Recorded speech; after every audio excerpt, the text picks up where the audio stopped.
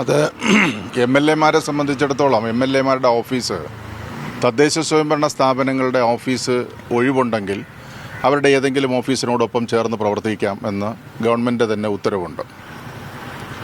സർക്കാരിൻ്റെ തന്നെ ഏതെങ്കിലും സ്ഥലങ്ങളുണ്ടെങ്കിൽ, ഇപ്പോൾ ഗസ്റ്റ് ഹൗസുകളൊക്കെ ചേർന്നിട്ട് സ്ഥലങ്ങളുണ്ടെങ്കിൽ അവിടെയും എല്ലാം എം എൽ എ ഓഫീസുകൾ നമ്മുടെ നാട്ടിൽ പ്രവർത്തിക്കുന്നുണ്ട്. ഇത് വി കെ പ്രശാന്ത് നഗരസഭയോട് അഭ്യർത്ഥിച്ച് നഗരസഭയുടെ കൗൺസിൽ പാസ്സാക്കി അത് മാർച്ച് വരെ എം എൽ എ ഓഫീസ് പ്രവർത്തിപ്പിക്കുന്നതിന് മറ്റ് തടസ്സങ്ങളൊന്നുമില്ല എന്ന നിലയിലാണ്. പക്ഷേ ശ്രീലേഖ ഇപ്പോൾ ആവശ്യപ്പെട്ടിരിക്കുന്നത് അടിയന്തരമായിട്ട് ഓഫീസ് ഒഴിഞ്ഞു കൊടുക്കണം, എൻ്റെ ഓഫീസ് പ്രവർത്തിപ്പിക്കണം എന്നുള്ളതാണ്. ഈ പുത്തനച്ചി പുലപ്പുറം തൂക്കുമെന്ന് പറഞ്ഞതുപോലെ അവരെ മുൻനിർത്തി തെരഞ്ഞെടുപ്പിൽ നടത്തി, പക്ഷേ അവരെ അവസാനം കരിയപ്പല പോലെ വലിച്ചെറിഞ്ഞു. ഇപ്പോൾ അവർ ആളുകളുടെ അടുത്തെല്ലാം പരിദേവനവും പരിഭവവും എല്ലാം പറഞ്ഞു നടക്കുകയാണ്. അക്കൂട്ടത്തിൽ ഇപ്പോൾ എടുത്തിരിക്കുന്നത് ഒരു ഏറ്റവും മോശപ്പെട്ട ഒരു നിലപാടാണ് അവരിപ്പോൾ സ്വീകരിച്ചിരിക്കുന്നത്. അത് പഴയ പോലീസിലുണ്ടായിരുന്ന ഒരു ധാർഷ്ട്യവും ധിക്കാരവും എല്ലാം പുലർത്തുന്ന രീതിയിലാണ് ഇപ്പോൾ കാര്യങ്ങൾ കാണിച്ചിരിക്കുന്നത്. എന്തായിരുന്നാലും നിയമപരമായിട്ട് മേയർ അത് പരിശോധിക്കണം എന്നാണ് എൻ്റെ അഭ്യർത്ഥന. മേയർക്കറിയാം അതിൻ്റെ ചിട്ടവട്ടങ്ങൾ.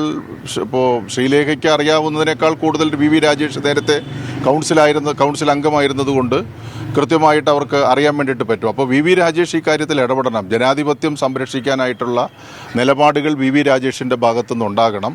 അവിടെ കൃത്യമായിട്ട് തുടർന്നു പോകാനുള്ള എം എൽ എ ഓഫീസ് തുടർന്നു പോകാനുള്ള സാഹചര്യം ഒരുക്കി കൊടുക്കേണ്ടതാണ് ചെയ്യേണ്ടത്.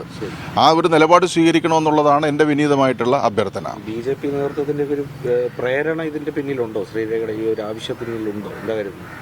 അല്ല, അത് നമുക്ക് പറയാൻ പറ്റില്ല. ചിലപ്പോൾ BJPയുടെ ലീഡർഷിപ്പ് പറഞ്ഞു കാണും, അയാളെ ഒഴിപ്പിച്ച് അവിടെ നിങ്ങളുടെ കൗൺസിൽ ഓഫീസ് പ്രവർത്തിപ്പിച്ചോളാം, ചിലപ്പോൾ പക്ഷേ പറഞ്ഞു കാണും. പക്ഷേ പറഞ്ഞാലും നിയമാനുസരണമായിട്ടല്ലേ കാര്യങ്ങൾ തീരുമാനിക്കാൻ വേണ്ടി പറ്റുള്ളൂ.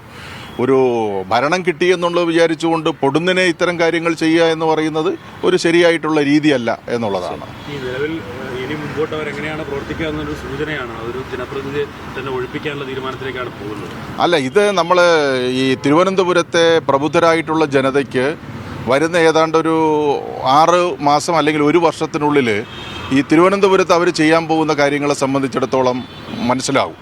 തികഞ്ഞ പകയോടുകൂടിയിട്ടായിരിക്കും BJPയുടെ പ്രവർത്തനം വരിക. സ്വാഭാവികമായിട്ട് അവർ ഏകപക്ഷീയമായിട്ടുള്ള നിലപാടുകളിലേക്ക് പോകാനുള്ള സാധ്യതയുണ്ട്.